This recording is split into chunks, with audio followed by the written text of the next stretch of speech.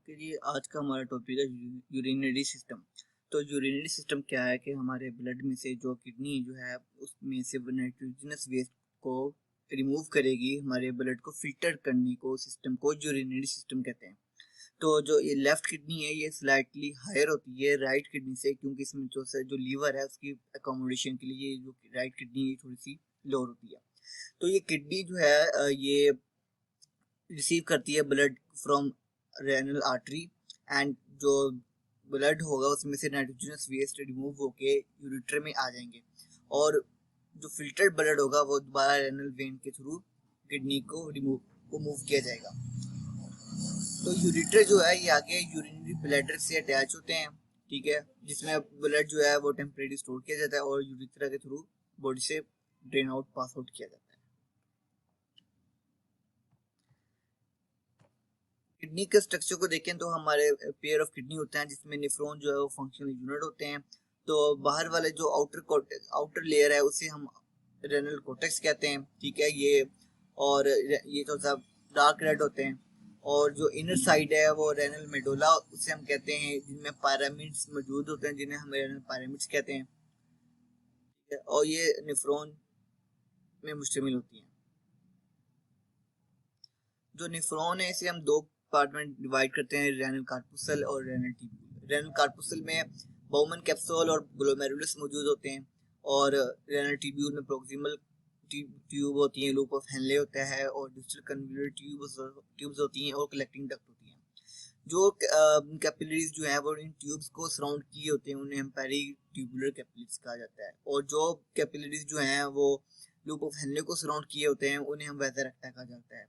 और ये जो आर्टरी जो है वो जो इन हो रही होती है बाउमन कैप्सूल में, उसे हम ए फेरन और अराइवल फेरन आर्टरी कहा जाता है, जहाँ से जो ब्लड में से जो है जो अमाइनो एसिड्स हैं और इसमें जो साल्ट्स हैं, ग्लूकोज है, साल्ट्स हैं, वो सारे पास आउट किए जाते हैं बाउमन कैप्सूल में, जो आगे यूरिन में जाएंगे।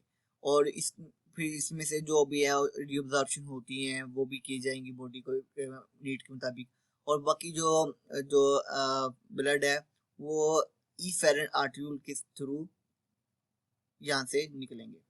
तो ये ट्यूब्स निफ्रॉन है, निफ्रॉन जो है लूप ऑफ हेनले है, इसमें एक डिसेंडिंग लिंब होती है और एक असेंडिंग लिंब होती है। डिसेंडिंग लिंब जो है हम इसमें देखेंगे कि ये परमिएबल टू वाटर होती है, यानी कि सिर्फ इसमें वाटर मूव आउट करेगा। जो असेंडिंग लिंब है ये इम्परमिएबल टू वाटर होती है, इसमें वाटर नहीं बल्कि साल्ट्स हैं वो मूव करेंगे एल्डोस्टेरोन हार्मोन के अंडर। जबकि कलेक्टिंग डक्ट है, इसमें भी दूसरा एक हार्मोन है जो एडीएच, जिसे हम वैसोप्रेसिन एंटीडायूरेटिक हार्मोन कहते हैं, वो इसमें एक्ट करेंगे। दो तरह के निफ्रॉन को हम देखते हैं डिवाइड किया जाता है, यानी कि कॉर्टिकल और एक जुक्स्टामेडुलरी। कॉर्टिकल लफ्ज से जाहिर हो रहा है कि जो है कोर्टेक्स के रीजन में जो मौजूद होते हैं वो निफ्रॉन जो कोर्टेक्स के अंदर होते हैं उन्हें हम कॉर्टिकल निफ्रॉन कहते हैं। इसमें लूप ऑफ हेनले जरा शॉर्ट होते हैं और इसमें 70-80% निफ्रॉन ज्यादातर कॉर्टिकल होती हैं और ये नॉर्मल ब्लड फिल्ट्रेशन काम करती हैं।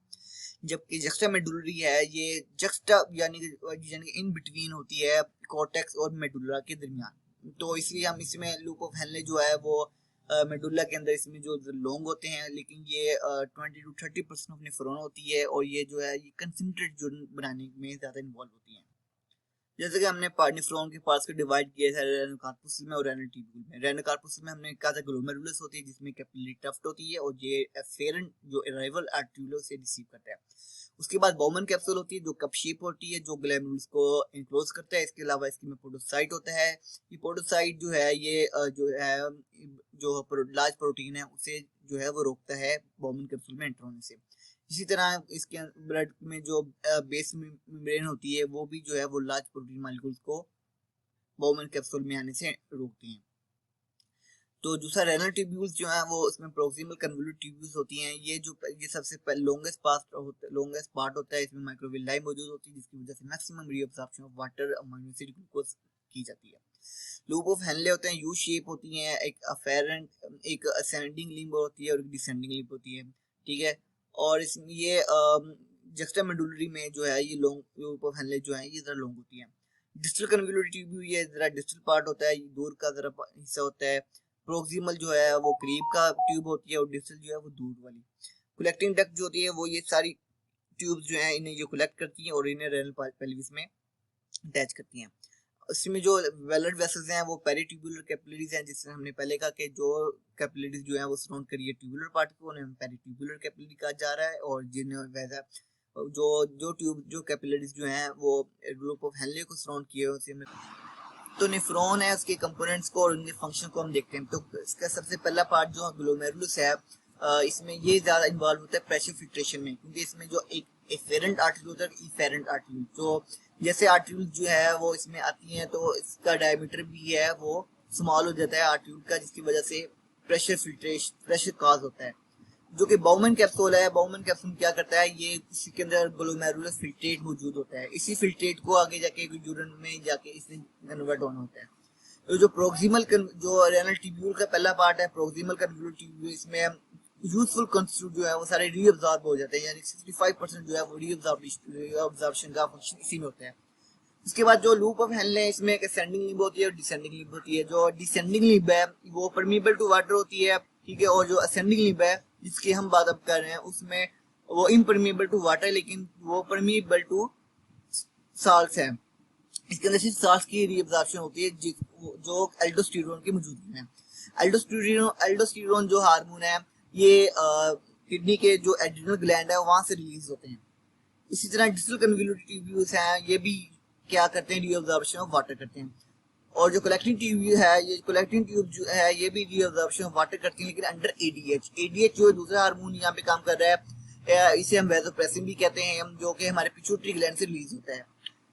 ये ज्यादातर यानी कि बॉडी के नीड के मुताबिक जो है वो अपने आप को ये रिलीज होता है, तो उसके मुताबिक जितना भी बॉडी को वाटर चाहिए होता है उसके मुताबिक ये रिलीज होता है। उसके बाद अलावा जो पेरिट्यूबुलर कैपिलरी जो ट्यूबुलर पार्ट को सराउंड कर रही थी, जो वेदर रखता है, ये जस्टामेडुलरी यानी नेफ्रॉन जो है उन्हें सराउंड कर रही होती हैं और ये कंसंट्रेटेड यूरिन बनाने में काम आता है। तो पहला फंक्शन के एतबार से हम डिवाइड करें तो पहला फंक्शन जो फिल्ट्रेशन, जिसे अल्ट्रा फिल्ट्रेशन भी कहते हैं और फिल्ट्रेशन प्रेशर भी कहा जाता है। तो इसमें मैंने पहले कहा कि इसमें जो डायमीटर है ई फेरेंट का वो हाफ हो जाता है ए फेरेंट से, जिसकी वजह से जो ई फेरेंट में जो प्रेशर है वो ज्यादा हो जाता है। और इस रीअब्सॉर्प्शन जो है ये ज्यादातर प्रोक्सिमल कन्वोल्यूटेड ट्यूब में होती है। और इस जो सिग्रेशन का अमल है, ये जो डिस्टल कन्वोल्यूटेड ट्यूब है, इसमें क्या होती है, हाइड्रोजन आयन जो है वो ब्लड के अंदर हम जो ब्लड से यूरिन के अंदर डाल दिया जाता है हाइड्रोजन आयन को, ठीक है। उससे क्या होता है, पीएच जो है वो बॉडी की और यूरिन की मेंटेन रहती है। तो कंसंट्रेशन ऑफ यूरिन की अगर बात करें तो अगर तो वाटर जो है वो यानी कि अगर लो हो हमारी बॉडी में तो एडीएच जो है वो ज्यादा से ज्यादा रिलीज होगा, जिसकी वजह से यूरिन की आउटपुट है वो कम हो जाएगी। और ये ऐसा कब होता है, समर के वक्त। तो इसमें क्या होता है, स्मॉल अमाउंट ऑफ जो है कंसंट्रेटेड यूरिन होता है। अगर तो हमारी बॉडी में वाटर हाई हो, ऐसा कब होता है, विंटर में, सर्दियों में, उसमें यूरिन की आउटपुट है वो तो भर जाती है, लेकिन एडीएच जो है वो कम रिलीज होगा, ठीक है। और इस सूरत में जो है वो यूरिन जो है वो डाइल्यूट रिलीज होता है। तो यूरिन की कंसंट्रेशन को कंट्रोल करने के लिए दो मैकेनिज्म होते हैं, एक को हम काउंटर करंट मल्टीप्लाई कहते हैं, दूसरे को हार्मोनल। काउंटर करंट में जो है वो लूप ऑफ हेनले जो है वो इन्वॉल्व होते हैं, जिसमें डिसेंडिंग लिंब जो है वो परमीबल टू वाटर है बट नॉट टू साल्ट। और जो असेंडिंग लूप ऑफ हेनले है वो असेंडिंग लूप ऑफ हेनले जो है does not allow outflow of water from its filtrate. जो डिसेंडिंग है उसमें तो वाटर मूव हो रहा है, लेकिन जो असेंडिंग है उसमें वाटर नहीं बल्कि साल्ट से मूव आउट होता है, जिसकी वजह से कंसंट्रेशन जो है यूरिन की वो कंट्रोल की जाती है एल्डोस्टेरोन की मौजूदगी में। जबकि हार्मोन जो है वो भी देखें तो दो एल्डोस्टेरोन है जो सोडियम को असेंडिंग लिंब में सोडियम को जो है वो अपटेक करती हैं, और जो एडीएच है वो वाटर कन्वोल्ट जो कलेक्टिंग डक्ट है उसके अंदर जो है वो वाटर को रीअब्सॉर्ब का अमल करती हैं। किडनी के अगर प्रॉब्लम देखें तो इसमें किडनी स्टोन और रेनल फेलियर होते हैं। किडनी स्टोन में स्टोन्स बनते हैं और अगर इसके मुकम्मल तौर पे फंक्शनिंग अगर जो किडनी के खत्म हो जाए तो उसे हम रेनल फेलियर कहते हैं। और किडनी जो प्रॉब्लम्स अगर हम रेनल डिजीज को बात करते हैं तो वो 3 टाइप्स की हैं। स्टोन्स क्या होते हैं, सांस की अकोमोडेशन से जो है वो स्टोन में कन्वर्ट हो जाते हैं, ठीक है। ये तो इसकी जो टाइप्स हैं स्टोन्स की वो है कैल्शियम ऑक्सलेट और कैल्शियम फास्फेट और यूरिक एसिड। जो मोस्ट प्रोमिनेंट है वो कैल्शियम ऑक्सलेट है। इसमें जो है हाइपर ऑक्सीलोरिया हो जाता है, जिसमें जो ऑक्सालेट है ग्रीन वेजिटेबल्स या टोमेटो से जो है वो बॉडी में अकोमोडेट होते हैं। जबकि कैल्शियम फास्फेट में कैल्शियम का जो ब्लड लेवल है, उसमें ब्लड में जो कैल्शियम लेवल है वो इंक्रीज हो जाता है, और यूरिक एसिड में यूरिक लेवल जो है, यूरिक एसिड लेवल वो इंक्रीज करता है। और इसके अगर क्योर की बात की जाए तो सबसे पहले जो 99% जो वाटर है वो ज्यादा से ज्यादा पानी पीने से, drinking of plenty of water पीने से ठीक हो जाता है। वरना अगर इसका एक नॉन सर्जिकल ट्रीटमेंट है और एक सर्जिकल ट्रीटमेंट है। नॉन सर्जिकल ट्रीटमेंट में हम लिथोट्रिप्सी करते हैं, उसमें क्या होती है, body outside from body extracorporeal shock wave होती है, उसको हम यानी कि बॉडी में इंट्रोड्यूस करवाते हैं वेव्स को, जिसकी वजह से जो किडनी है, किडनी के स्टोन्स हैं, वो जो है वो ब्रेकआउट हो जाते हैं और इनटू स्मॉल पीसेस, और प्लेंटी ऑफ वाटर पीने से वो जो खुद जो है बॉडी से रिमूव हो जाते हैं। और किडनी सर्जरी में क्या होता है, इसमें अफेक्टेड जो एरिया होता है, पार्ट होता है, उसमें हम कट करके वो स्टोन्स को, जो किडनी के लार्ज होते हैं स्टोन्स, उसको हम रिमूव आउट कर देते हैं। और रेनल फेल्यूर में क्या है कि बॉडी के अगर तमाम किडनी के जो फंक्शन है, एक्सक्रीटरी और रेगुलेटरी, हार्मोनल और मेटाबॉलिक फंक्शंस के अगर फेल हो जाएं, तो उससे उस सूरत में जो है वो किडनी को ट्रांसप्लांट किया जाता है, या फिर उसके लिए हम डायलिसिस जो है वो, उसका अमल जो है वो काम करते हैं। उसमें जैसे बेसिकली जो निफ्रॉन का जो ग्लोमेरुलस पार्ट है उसको अफेक्ट हुआ होता है। तो उसका जो पहला ट्रीटमेंट है डायलिसिस, उसमें क्या करते हैं, आर्टिफिशियल किडनी के थ्रू कर सकते हैं, या जो है filtering it with in body, या तो एब्डोमेन में करेंगे, उससे पेरिटोनियल डायलिसिस कह देंगे, और आर्टिफिशियल किडनी और ब्लड को जो है वो बॉडी से निकाल कर के ब्लड को साफ किया जाएगा, और आर्टिफिशियल किडनी में जिसे हम डायलाइजर भी कहते हैं, ठीक है, उसे हम हीमोडायलिसिस कहेंगे। किडनी ट्रांसप्लांट, इसमें ये लास्ट स्टेज होती है रेनल डिजीज की, इसे हम यूरेनिया भी कहते हैं। इसमें मैचिंग डोनर का होना बहुत जरूरी है। जो डोनर है वो बेसिकली रिलेटिव भी होते हैं, और ताकि इसमें जो टिश्यू है वो भी मैच कर सके। तो इसमें प्रॉब्लम भी हो सकती हैं, फॉर एग्जांपल ट्रांसप्लांट रिजेक्शन हो सकती है, इन्फेक्शन भी आ सकते हैं बॉडी में, तो यूरिन में यानी कि और भी imbalance in body salt function हो सकती हैं। और अगर हम पेरिटोनियल डायलिसिस में देखें तो उसमें क्या होता है, एक डायलिसिस फ्लूइड होता है जिसको पेरिटोनियल कैविटी थ्रू पेरिटोन कैविटी में इंट्रोड्यूस करवाया जाता है कैथेटर के जरिए।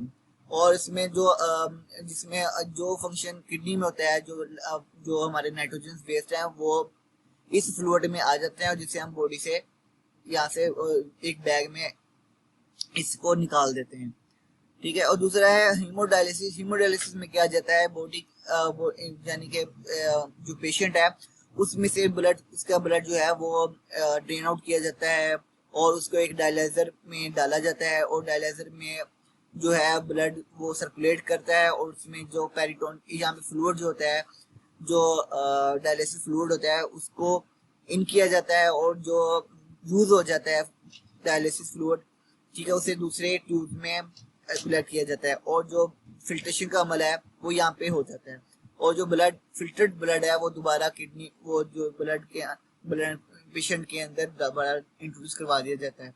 तो ये बड़ा एक पेचीदा सा अमल होता है, जिसमें से तमाम जो हमारा ब्लड है वो दोबारा रीसर्कुलेट होता है, बॉडी से निकाला जाता है और फिर दोबारा इंट्रोड्यूस किया जाता है। तो इसका लास्ट जो पार्ट है उसमें फिर जो आ जाता है, उसमें हम किडनी को ट्रांसप्लांट ही किया जाता है।